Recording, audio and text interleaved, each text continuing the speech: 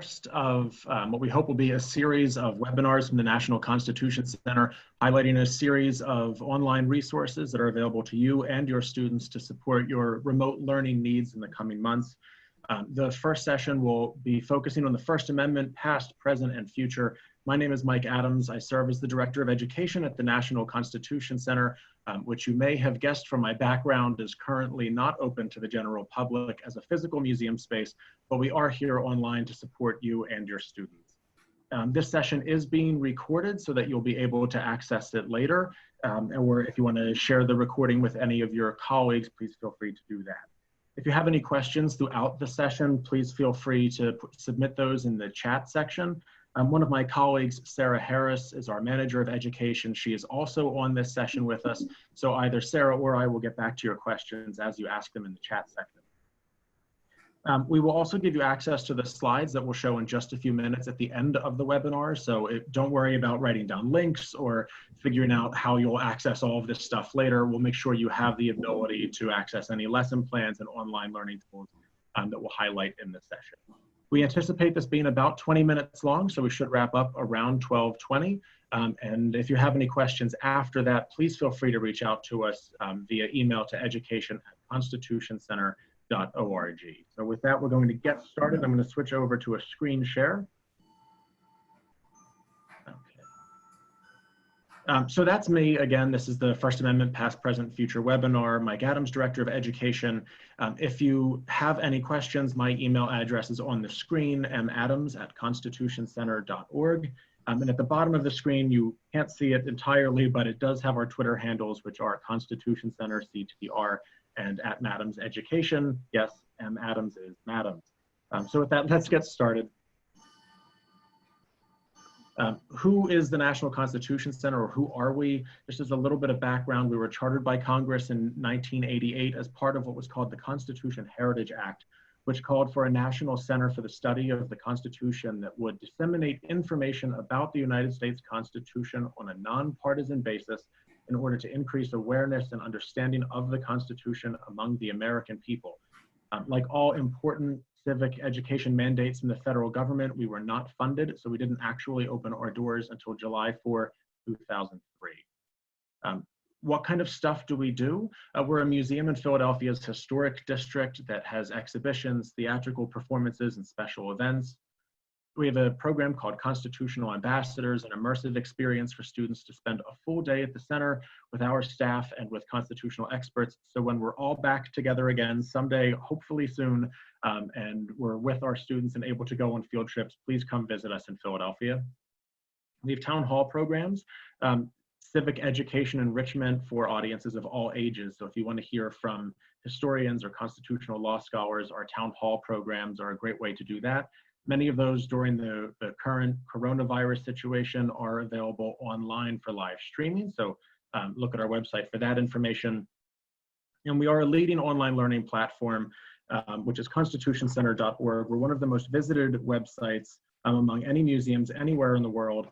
And all of our online resources are completely free. There are no logins or passwords required. The biggest resource for us is the Interactive Constitution. It's a platform we launched a few years ago and has already seen something like 30 million unique viewers. And on the Interactive Constitution, we brought together leading scholars from the left and the right, and we had them write essays on things they agree about and disagree about on each part of the Constitution. Everything we do in terms of education programs is focused on a three-part constitutional literacy education framework. The first part is historical foundations through storytelling, not giving all history for all things all the time, but rather the historical background needed to understand current constitutional questions. We have educational videos that help support that. When I send the slides at the end of the presentation, you'll be able to access them through the hyperlink there. We have two different podcasts. We have We the People podcast and Live from America's Town Hall. And then once you've kind of gotten through the historical foundations through storytelling, we focus on constitutional thinking skills, which differ from historical thinking skills or other kind of learning strategies with which you might be more familiar. And then a big element for us is civil dialogue and reflection. If we can't talk about all of this stuff in a healthy, civil way, then our whole idea of a democratic republic doesn't have much of a shot. We need to be able to come together, hear viewpoints that we agree with and disagree with, have our own viewpoints challenged in a healthy, productive way, and learn how to disagree without being disagreeable. And then there's a major reflective component that's part of all of this as well. To do this, we have classroom exchanges where in normal times or simpler times, I guess, we pair classrooms around the country to engage in live online civil dialogues. We've modified those programs to meet the needs of students and teachers in the current climate, and I'll talk more about those at the end of the program. We also have a civil dialogue toolkit with resources that are great for civil dialogue, whether that's happening in real life or happening online, so you can check that out later. But when we say constitutional thinking skills, this is the kind of stuff we're talking about. And once I get through this, I promise we'll be jumping right into the First Amendment.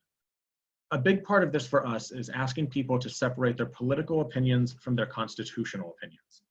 What does that mean? A political opinion is something that addresses questions about what the government or a government entity or agent should do. So what do we want to see our government do? What do we want to see them not do?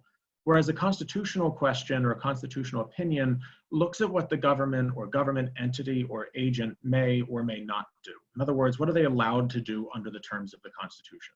Both types of questions and both types of opinions are extremely important.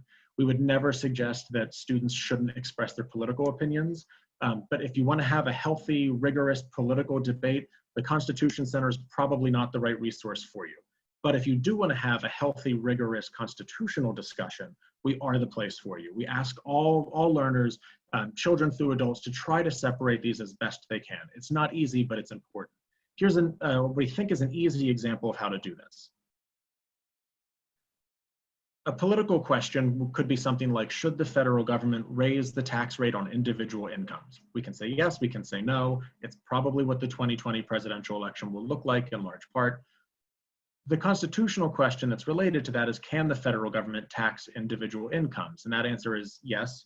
The 16th Amendment is ratified in 1913. The federal government can tax individual incomes. And when the constitutional question is answered or is clear, it leaves us much more time and space to talk about the political question. We can spend all of our time worrying about should we or should we not do something, because the can part is taken care of. But what do we do if the questions are more complicated? Like, should civilians be allowed to possess firearms in certain sensitive settings? With the constitutional question is, does the Second Amendment allow or forbid the government to restrict possession of firearms in certain sensitive settings? And when the constitutional question doesn't have a clear yes or no answer or is still being debated by the court, the political question, the answers to the political questions won't have the same type of legal weight that we necessarily want them to have. We have to grapple with the constitutional question and the political question, and sometimes we have to look at just that constitutional question first in isolation. So at this point, we're going to jump from theory into what does all of this stuff look like in the resources we provide. So we'll jump into our First Amendment plan of study. When you get this PowerPoint at the end of the presentation, everything in here is hyperlinked, so you won't have to go digging for this on our website. These links will take you right to the page. And that page will look something like this. This is the Interactive Constitution Classroom Edition. In response to the needs of educators from around the country, we took the great resources and programs and materials available through the Interactive Constitution, and we organized them in a way to meet the needs for classroom instruction, or as we're all learning now, remote learning.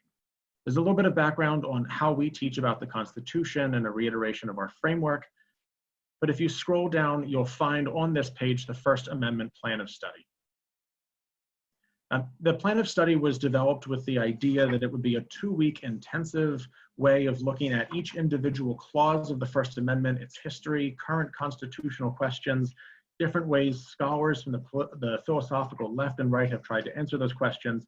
But if you're sitting there at home right now thinking, I don't really need 2 weeks on the First Amendment, it's okay, you're still in the right place. Everything in the First Amendment plan of study was designed to also be able to stand alone. So if you need an introduction on the First Amendment, you can access that on this page here. If you need information on civil dialogue training, we have that throughout the plan of study as well. And then you can also see each individual clause of the amendment, from freedom of speech, freedom of press, the establishment clause, the free exercise clause, and assembly and petition are all featured on this page with their own lesson plans, videos, and other supports. So if you wanted to go into introducing the First Amendment, you'll find a lesson plan here that will provide the background on what are the 5 freedoms protected by the First Amendment. There are 2 videos on this page. Both of them are a little less than 10 minutes long, so they're not exhaustive at-length documentaries for your students, but rather short introductory background pieces that will help your students understand where the First Amendment came from, what it does, and set up some of the questions that will be addressed later in the plan of study. Further down, you can find a PDF of the lesson plan that includes all of the handouts that your students would need to complete the lesson. And all of these materials use resources that are available on the Constitution Center's website without logins or passwords required. So your students can complete all of these activities at home on their own through a remote learning system. One of the other resources I want to highlight while we're here is the drafting table. On the drafting table, you'll find a couple different interactive tools. This one here allows you to look at the process by which each of the amendments of the Bill of Rights was created. In other words, what you'll see on the left-hand side of the screen in white are historical sources that influenced Madison's proposals that were then sent to the House of Representatives and then sent to the Senate for what would become the Bill of Rights, or what we would call the Bill of Rights. And you can select any of these texts and it will highlight all of the relevant texts to show you how they're related to one another, some that influenced Madison's thinking, or some of the ways the language changed as the amendments worked their way through the first United States Congress. So if you wanted to select Madison's Proposal 4, which as you can see from the upper left-hand corner is part of the First Amendment, it'll give you a side-by-side text comparison. On the left, you'll see the text that you've selected where Madison writes, "The civil rights of none shall be abridged on account of religious belief or worship, nor shall any national religion be established, nor shall the full and equal rights of conscience be in any manner or on any pretext infringed." And then next to that, you'll see the final text of the amendment. So you can compare what Madison's proposing here in June of 1789 with what finally gets added to the Constitution on December 15th, 1791. The bar at the bottom is showing the percentage of legally significant terms that are the same between the 2 documents. So while the phrasing isn't exact, the legal idea is about 18% of what we would call the final version of the First Amendment. You can select the other clauses, where you could see from Madison's 4th proposal some of the historical sources that influenced his thinking, like in the Pennsylvania Constitution of 1776, where we said that all men have a natural and unalienable right to worship Almighty God according to the dictates of their own consciences and understanding. You can look at other historic sources, or you can see as it changes as it works its way through the House of Representatives. Here, the interactive is highlighted in yellow places where 3 or more words are the same. So at a quick glance, you can see that the texts are this contains about 56% of the language that makes its way into the final version of the amendment. And clauses that we would recognize now as part of the First Amendment are starting to take shape. You can use this interactive to look at the historical creation of any of the amendments in the Bill of Rights by selecting this dropdown. But sticking with our First Amendment theme, the other tool you can use in here is called Rights Around the World. And by selecting Rights Around the World, what you can see are all of the rights that are explicitly listed in the United States Constitution. So these are not rights that are read into the Constitution by the court. They're not part of substantive due process or selective incorporation. These are the things where the terms themselves, or terms very close to these, actually appear in the text of the Constitution. You can select any of those terms and it will highlight in yellow all of the countries around the world whose currently in effect constitutions also address that constitutional right in some way, shape, or form.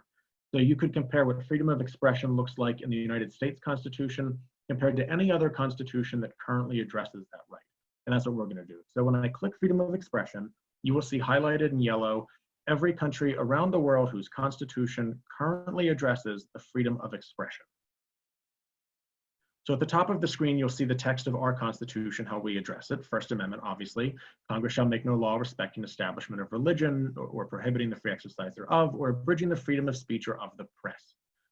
At this point, you're probably looking at the countries highlighted in yellow and thinking there are some things that seem a little out of place. There are some countries where you would think maybe like Australia. Why is that not in yellow? Is there not a constitutional right to freedom of expression in Australia? There is, but it's not written into the structural constitution. It might be protected through law or through legal tradition or through jurisprudence, but it doesn't necessarily appear verbatim in the Constitution itself. So it doesn't appear on this interactive. You might also be sitting there thinking, Russia, China, and North Korea are also highlighted in yellow. And you can select those countries and compare the clauses. For instance, in Russia, everyone shall be guaranteed freedom of thought and speech. In China, citizens of the People's Republic of China enjoy freedom of speech, of the press, of assembly, of association, of procession, and of demonstration. And in North Korea, citizens are guaranteed freedom of speech, of the press, of assembly, demonstration, and association. The state shall guarantee conditions for the free activity of democratic political parties and social organizations. Right now, based on the registration for this program, there are teachers in about 13 different states who are looking at their screens thinking something must be wrong, because I know that's not actually how these things work in Russia, China, or North Korea. So what this interactive is doing is comparing constitutional texts, constitutional promises or guarantees. It's not showing you real world what's happening in those countries and whether certain constitutional promises are actually protected or guaranteed. But what it allows you to do is open those conversations with your students to say things like, Russia, China, and North Korea all have these great promises and protections for freedom of expression in their constitutions. Do some research into current events, find out if that's true, and then take those same constitutional thinking skills and bring them back to the United States and ask the same tough questions. We have the same kinds of promises in our Constitution. Do we live up to those promises as well? So it's a way to kind of introduce critical thinking exercises. It's not a be-all and end-all tool, but it's a kind of a gateway into bigger conversations. So those are those two interactives. At this point, I want to switch back to the First Amendment Plan of Study. Because in the First Amendment Plan of Study, you will also find, in addition to all of these resources, as you scroll down, you'll find overview questions, big constitutional questions that you can pose to your students at the beginning of a unit or a lesson or an activity that will then lead them to researching and using the other tools available on the Constitution Center's website. In addition to the drafting table, you'll see underneath we have a media library, which is sorted by each part of the Constitution. So if you're looking at First Amendment questions, you'll just see First Amendment media here. You don't have to go digging all over the website to find it. But you'll find all of our recorded podcasts, our town hall videos, our blog posts, which are all written at about a 7th or 8th grade reading level and all about a page to a page and a half long. So if you want to put current constitutional events or anniversaries of historic constitutional events in front of your students, the blog posts are a great way to do that without extensive reading. And then our educational videos are available here as well, including a video we did last Friday where our president and CEO, Jeff Rosen, interviewed Ken Burns to talk about the Constitution in times of crisis. And all of these videos and podcasts and blogs, like everything else, are available completely free on at constitutioncenter.org. And now we'll test my screen sharing skills and see if I can switch back to the PowerPoint. There we go. So in addition to those materials, here's where you can find the hyperlinks to other First Amendment resources, including the 2 digital interactives, Writing Rights and Rights Around the World that I just demonstrated. Our media library will be accessible through this link here, so you can get to those videos, podcasts, blogs, and everything else. And then some of the additional resources to highlight before we wrap up our whirlwind tour of the First Amendment. We have an Educator e-newsletter, so if you would like to receive updates from the Constitution Center, you can click that link, enter your email address, and each week you'll receive 2 emails, one at the beginning of the week and one at the end of the week, letting you know about upcoming programs or new resources available on our website. The exchanges that I mentioned earlier, but I promised I would get back to, and here we are. We've modified the exchanges so that they're not just between classrooms anymore. They are now between students and constitutional scholars. Jeffrey Rosen, our president and CEO, and a constitutional scholar hosts and those programs moderated by our chief learning officer, Curry Stotner. And there are 2 different ways you and your students can participate. The first are on-demand private exchanges. We offer these on Mondays and Tuesdays. So if you want your students to have access to a constitutional scholar for a moderated discussion where they can learn and ask questions and engage in a discussion about big constitutional questions, you can contact us to sign up for a private exchange on Monday or Tuesday. And if you want to participate with a wider audience, we have live open source programs on Wednesdays through Fridays. This week, on Wednesday and Thursday, we'll have a program on assembly and petition and what the First Amendment means in the modern era. And to sign up for those, you can click the link in the slide. Next week, we'll look at Fourth Amendment search and seizure. And then all of these topics will be available for the private exchanges as well. So if you want your students to participate in the open source Zoom conversation, they can do that. And then if you want to narrow that down a little bit to talk with just your students, you can sign up for the private exchange. And the media library with lessons and all of those other resources are available on the Interactive Constitution Classroom Edition. If you found this really quick overview of some of our First Amendment resources helpful, we have upcoming professional development webinars every Monday. As long as we can imagine them coming, the next one will be on April 13th on the Fourth Amendment, looking at search and seizure. The one after that will be on the 14th Amendment, its origins and interpretations. And then on April 27th, we'll have a webinar on the Second Amendment, past and present. And all of these topics are planned because they align with the topics of those scholar exchanges where students can talk to teachers or talk to scholars from wherever they are in the country. If you want to sign up for these, when you get the slides, just click the Sign Me Up button and it will take you right back to the registration page for the upcoming webinars. And then here is, as promised, if you want to write down, or we can put in the chat, this bit.ly link, bit.ly at NCC, these are hyphens, PD, and First Amendment. That'll take you to a Google Drive that has this PowerPoint presentation. You can also contact me at any time at madams@constitutioncenter.org.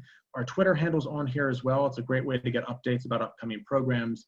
And if you have any general questions about any resources that the center offers, or any other supports we can provide, please don't hesitate to reach out to us at education@constitutioncenter.org. There's a team of us who check that account, so you'll get back to us. We'll get back to you with a much faster response if there are things we can provide. So that's what I have for you. If you have any more questions for us, shoot us an email. The bit.ly link Sarah just posted in the chat. So if you go there, you'll be able to access everything from the presentation. Thank you for joining us today, and good luck with remote learning. Thanks so much.